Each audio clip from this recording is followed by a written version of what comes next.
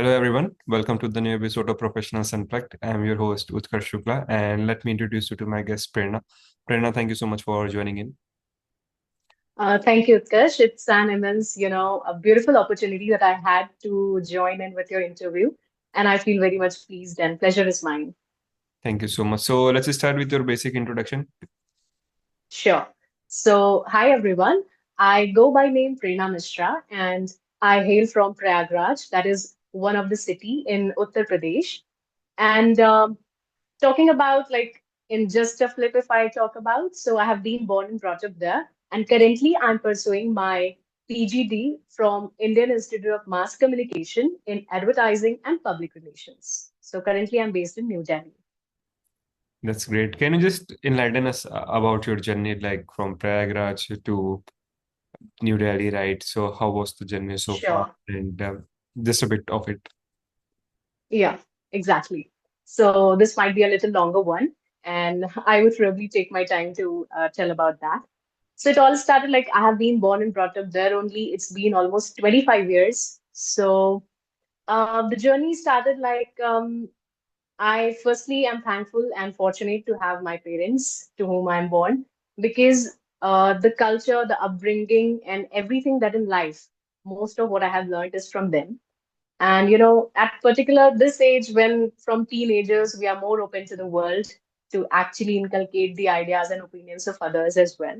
So the journey started from there, and then after completing my schooling, I did my bachelor's over there only in science from zoology and chemistry from University of Allahabad. And then I moved to here after a drop there in between, and which was specifically for a competitive exam. And then I moved to here. It was actually a coincidence, if I can use that word rightly.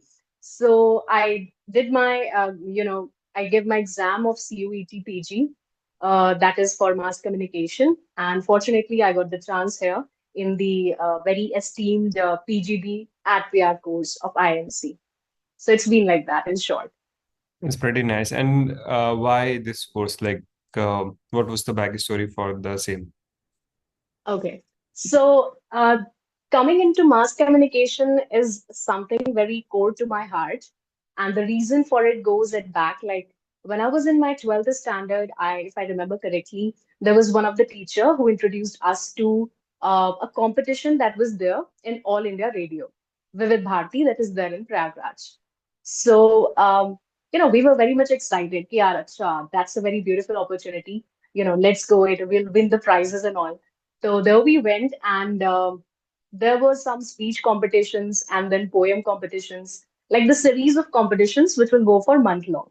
So we went in there, and the first prize money that I got was almost 500 INR, and I was like, so much joyful. Like this is something like I can give my voice, and in turn I can get money. So more than that, what was interesting is like I have something.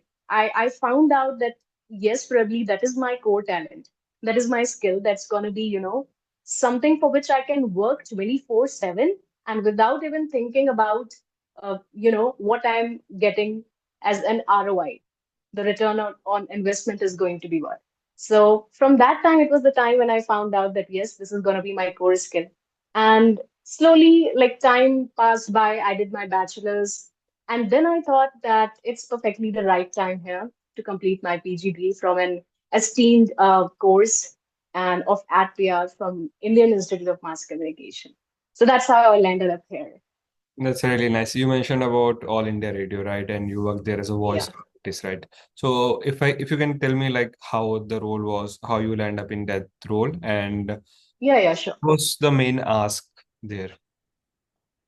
So it was actually a competition, an intercity kind of competition, wherein they uh, actually, provide this opportunity to different students. Like if you are interested in this particular thing of speaking and reciting poems, and you have this particular talent of speech, debates, and all. So you're welcome here for 1 or 2 minutes. You have to give your voice, and then we'll accordingly see if you fit into our parameters. Then we'll provide you future opportunities as well. So in that, I think there were some 10 to 12 students from my school, in which I was the one only who got selected throughout the series of competition, fortunately, and I could make it at different levels. And then talking about speech and debates, that has been something that is very core to me from childhood only. And there is a story about that which I will be telling later on in this interview. Yeah, so it was like that. And how was the trip? Like, what was the ask from your end? Like, I mean, can you just define what was the main activities as a voice artist that you provide over there? Okay. So there were like I think it was Environment Week or something that was going during the June month.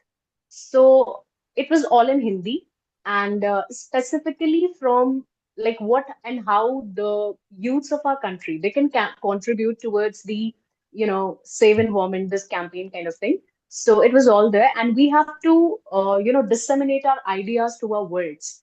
So that was something that I thought upon. It was all in Hindi language. And fortunately, by God's grace, I'm as good in Hindi as in English, and I'm proud about the same. So it was all in Hindi, and some 300 words we have to speak.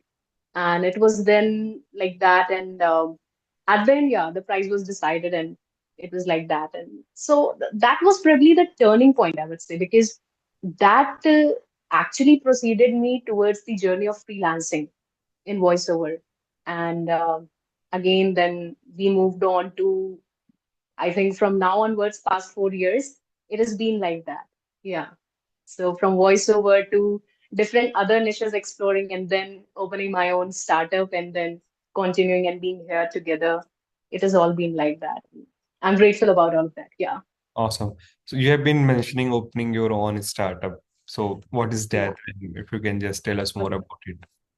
Sure. So if I go to the background, like I said that after completing my graduation, I took a drop, and that drop was for the competitive exam of UPSC. So last year when I gave, like in 2023, that is when I gave. So after the pre-results, like it is in July. So after that, what happened? Like due to some reasons, and I couldn't make. There are, as people know, that there is one general studies and one CSAT exam in the prelims of UPSC. So I couldn't make the CSAT one, and that was, a kind of uh, inexplicable, or rather, I would say, unsurmountable pain that I had to go through for a week long. And I feel blessed and fortunate enough that my parents were there, my sister was there, and one of my childhood friend. We are very good and close friends together right now. So they were all there for emotional support. But at the end of the day, I think uh, there are those points in life, there are those, breaks in life when you have to sit and understand that now what? Because what has happened, it has happened. But now, how to move forward and inculcate that strength to execute things? It is something which takes a lot. So, in that span of 7 days, I think I really pushed myself so hard. And I just want to say to all of those who are actually watching this that these times when they come in life, like you feel totally lost, you feel like everything is ended and there is nothing left for you. Probably this is the worstest of the situations. But the only thing that can let us go is like this too shall pass. Like this is a phase and this is also gonna pass. Now I'm supposed to do what? So this thought of doing what, it actually, I think, provoked a sense of, if I'm right to say that, a sense of fire in me that I have to do something substantial. And as I said that previously, from class 12th onwards, I was working also as a freelance voice artist. So that actually propelled me that I should now is the time so that I can widen my niche. So from voiceover, I widened it to video editing, to graphic designing, to course development, and at times ad and PR campaigns as well. So in different niches of freelancing, I started, and slowly it took a form of startup, And it has been almost a year now, but still it's in seeding stage. But I'm fortunate that the incident happened and it propelled me towards this. Something good, something close to my heart right now. So what you have named the startup and how you guys are functioning. Okay. Yeah, so that's again an interesting story because what we have also been told during this phase of this course that I'm pursuing right now. So one of our professors told us that about this golden circle. There is a very eminent person from this particular field of PR and marketing, and he mentions about this golden circle. His name is Simon Sinek, and we can search on YouTube as well. The audiences also can. So what he tells there is that there are three, circles, one within the other. The very core of it is about why. Above it is how, and the outer one is what. So first of all, what you are doing, if you are a brand, if you're a product, if you're a service, whatsoever in life you are doing, or let's say any occupation that you are pursuing right now. So, like what you are doing, how you are doing, the procedure, the step, and everything that is involved in there. But at the end, is he says that 99% of the people end up here, like what they are doing and how they are doing, but why they are doing that, why I think is missing. And that is something, if you can figure it out, the immense joy of being in the process that you can inculcate them. So it has been like that when I mentioned those 7 days of life when I was totally, tormented from within by just not passing an entrance exam. That actually propelled me to open this my startup. And then I thought that I'm here to solve some of the problems of the uh, you know those people who want to come with their product service with their brand online. They want to shift from offline to online, what all they require, and how I'm going to solve their problems. So it was named as Samadhan for You. Like we are here to solve your problems and not the answers, but the solution we are going to give. The Samadhan. So it went like Samadhan for You. So Yeah. if I summarize like what you have told me, so it's basically for people who want to go from offline to online or who want to have a digital presence of their business, Yeah. right? Just like B2B. Exactly, Utkarsh. You can say B2B. It is also at times B2C as well. And because happens what, like, if, I can be a very the person at the lower strata in terms when it comes to socioeconomic class. Like I belong to someone a corner, chai wala also, and I want to open it. I want to know people to know that I exist somewhere in this world. And if you want to know my uniqueness, you can probably be there at digital platform. You can book. You can be there at to reach out me. And even I can be a big business who wanna, it was probably the times of COVID, where big of the biggest and small of the smallest businesses, they all went to digital and online platform because the situation was such cumbersome, which has led people to be there. So it's been like that, and that actually propelled me towards this thought. It's nice. And what's the team size right now? Yeah, so it's actually on the outsourcing basis. So whenever we get a project, it's on the share basis. Like, for example, there is a project about web designing, website building, and so we will be outsourcing this to few of our connected eminent web designers, and they'll get their share, and we will get ours for bringing the clients. So it's So a kind of bridge that we provide. Yeah. great. But And most of the times, it's like I prefer to deliver it only by myself. It's you can say it's a one woman business, so not one man, it's like one you're woman. a solopreneur right now, right? Can say, yeah. Yes. No. But at times I outsource as well. Yeah. Nice. And coming to the challenges, so what do you think, what were the biggest challenges that you have faced, not just for your startup, but in your career, in your journey, if I ask you, as a complete journey, like what you have done till now. Mhm. So what were Sure. the biggest challenges according to? So initially, it was all like when I go from childhood, as I said, I was good in, you know, by God's ways, the debates, the speeches, and all of the, communication speaking skill when it comes to the view. So the major reason, if I want to mention about this, was also because of during my upbringing and childhood as well. So my parents being, at that time, they were in multi-level marketing business, they were operating.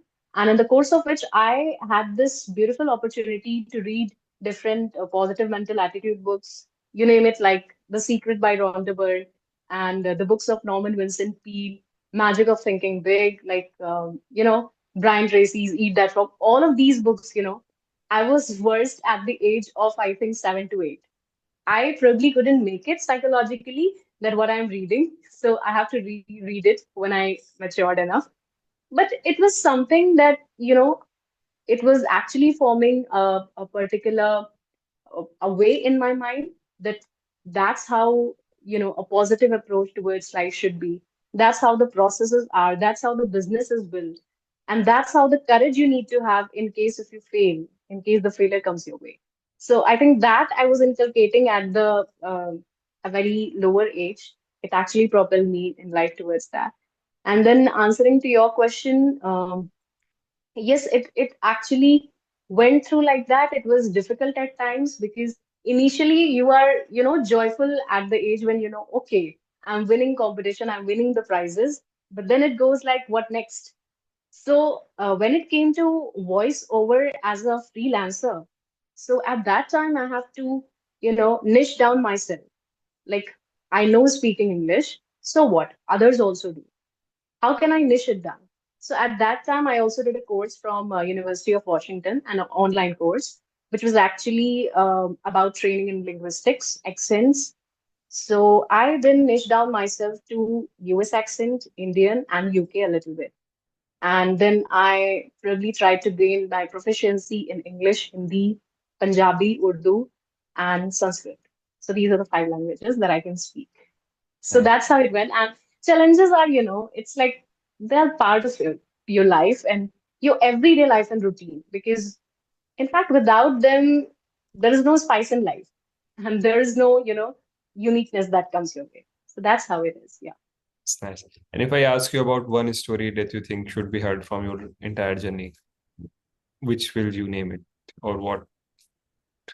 Okay. So there are, I think, um, quite a number of them. But yes, it was, as I mentioned about this startup journey, how it went on. And it actually was a blessing in disguise, I would say, that, at because at one point of time when you cannot see the future ahead, you're just like, oh my God, the light ends there, the pole ends there, nothing, is visible. Probably this is the abyss. And but you don't know that what is future forward. Probably if you can, introspect, sit that time, hold your horses, uh, be still, and herein comes a very big thing of my life that I would like to mention, and that was that when I mentioned that I was through these books, this psychologically positive approach of life and all, I was also introduced to spirituality, and spirituality in the sense a dimension which actually shaped my life the way I am, to actually take the hurdles and obstacles to progress in a progressive and pragmatic approach, I would say. So the biggest contribution has been of spirituality as well. And of course, because of parents and all the kind of culture and the kind of environment that was built up, it was also from the childhood as well that I'm listening to the stories of Ramayana, Ramcharitmanas, Mahabharata, Gita, and everything as well from the very near age of childhood. And later on in life, like we also went on, and we are currently, in fact, blessed to have been associated with a socio-economic and spiritual organization that actually works for a particular cause of socio upliftment and economic upliftment of the society. So that was one of the things. And yeah, that is something that I would like to remember. There is one incident, and which actually at last I would like to tell, and that's a very, very close one. And in fact, I still get goosebumps when I remember that. So, in very short interest, I'll be explaining it at last set of the interview. Sure, sure. Yeah, And yeah, you mentioned about the spirituality. So how do you define spirituality? yeah. So I think different people and different opinions, different beliefs. But for me, it is something which is like, for everything, there is the world, the whole world for you. Different people are for you. But in the span of 24 hours, I mean, you need to have a little bit of time where you can actually introspect, get in within yourself. Like you can switch off yourself from the outside world and you can switch into yourself and analyze what I have been doing throughout the day, how it actually fills my heart. Like it is something that is connecting to me, the very core of me, or it is something like superficial and totally disconnected when I look within myself. So that can only happen when you actually, there is a way for that, that you have to disconnect from the world. It cannot happen. It can also happen in sleep, you can say, but that is a different state. So probably herein comes the very Sanatan science, the very, I would say, the Vedantic sciences, of which the eminent personalities who have, born on this land of India, be it Swami Vivekanand, be it Yoganand Paramahansa, and others. And I'm fortunate to have read their literatures and followed their philosophies as well. So it is like that, that something that actually helps you find the very core of you, the very purpose that we talk about of life. So that is what spirituality is. That actually defines who real you is. It's nice. Yeah. And talking about one advice, if I ask you like from your Mhm. whole path or your whole journey, what one advice do you think you'd like to give to the audience? So in short and crisp, it would be like the philosophy of letting go while getting low. So that is something that I developed. That whenever the times and the situations are like that, you feel like getting low, getting this is can be the worstest of the times for you. So letting it go, this too shall pass. This particular mindset, and then leading towards focusing on what you are doing, just doing that, being in the moment. That is the thing. Right, live the present. Yep. And I think we are coming to the end of the interview. So, would you like to share that Okay. story that you told? Like, Okay, sure. So that is very core to my heart, and it is actually related to the same skill that I talked so much about. That's that speaking skills of me. So it was time of my board exams of 12th, and there was an intercity competition, wherein it was a debate come extempore competition, wherein three stages were there, and from every school there were two to three people who were there who reached at the second stage. So out of those three stages, I was at the second stage, and now the situation was, it was just a week before board exams that we had to go there and perform. So it was like you were given 1 minute in which you have to just take out the chit, open the chit, and then speak on the topic, whatever you got. So it was like that. And finally, it went through. I was, I say I would be, I was blessed enough to pass on that stage as well from my school. And then comes the time of the third and the final round, in which the prizes were distributed after your introduction and all and everything. So from my school, I won the, like, for the whole intercity competition. Finally, I was selected as the one candidate who got the first prize for the same. And it was a beautiful Samsung tablet, Samsung Galaxy tablet that I got. So, but the thing was, it was just a day before our last board exams, the prize distribution and all ceremony. So, the more complicated thing was, my boards were going. It was physics paper, and just after that, I got chicken pox, a very severe one. So much so that just handling the pen and writing the paper was something which was, tormenting for me. And it was scorching heat during which our board exams happened. I think it was almost March to April, yeah. So what I thought was that we have to receive prize. Probably my parents can go, but then my principal ma'am said that no, Prerna, if possible, you can go. So try being there. So I was like, okay, let me be there. And like everyone who watched me during that time, they were like, you in this situation are here. That in itself speaks a lot about your strength and all. And it is very pleasing and courageous feeling that we get to see you. The teachers, the children, everyone was there. And then I remember me holding that prize when my name came. And it was a very big event. Like they were also celebrating their foundation day and all. So had the chance to meet some eminent personalities as well. And then at the end of the day, like I cannot explain. It was so nostalgic feeling. I still get the goosebumps when I speak about that. That the situation was such that I was bedridden completely, but the joy of achieving something, owning something, and getting recognized for the same, it was something that is so much close to my heart, and it actually propels you. Yeah, I think when you put a So lot of efforts and yeah, it was. was on the way, so like that famous Om Shanti Om dialogue. If Yeah. And yeah, the next day was our optional exams. I took Hindi as my optional. Unfortunately, I became, I think, the top amongst the top five in the whole country to score the highest in Hindi as well. It mm, was 97 out of 100. that's great. And so at the end of the day, I just want the viewers to understand that, see, the recognition, the prizes, the marks, everything, academics, everything is fine. But it's more about how you are into that process. Mm, It's because most of the times we just take the burden that, oh my God, this is also there in life. This also I have to do. There are blah, blah, 10 things to do together. How would I manage?